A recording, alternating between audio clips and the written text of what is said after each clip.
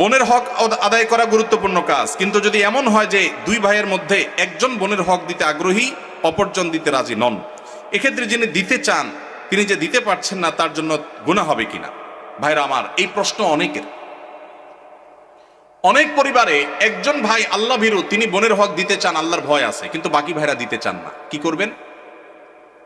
উত্তর হলো, যে ভাই দিতে চান তিনি বাবার সম্পদ থেকে, ধরা যাক দুই ভাই আছেন, এক বোন আছেন, ওই এক বোনকে দিবেন বলে এক ভাই রাজি না, আরেক ভাই রাজি। যিনি রাজি, বাবার সম্পদ থেকে 50% করে দুই ভাই ভাগ করে নিয়েছেন। যদি এমন হয়, তো যেই ভাই দিতে রাজি তিনি তার 50%-এর মধ্যে বোনের হক কতটুকু, কোন আলেমের কাছ থেকে জিজ্ঞেস করে যে আমার ভাগে কতটুকু আসছে ততটুকু তিনি দিয়ে দিবেন। অপর ভাই যে তার ভাগের অংশটা দেন নাই, এর জন্য তিনি আল্লাহর কাছে বুঝবেন। এখন যদি আপনি মনে করেন এক ভাই যদি দিতে চাচ্ছেন, আমি কি করব, আপনার করার আছে, আপনার অংশ থেকে আপনি আপনারটুকু দিয়ে দিবেন, ইনশাআল্লাহ আল্লাহর কাছে আপনি দায়মুক্ত হয়ে যাবেন।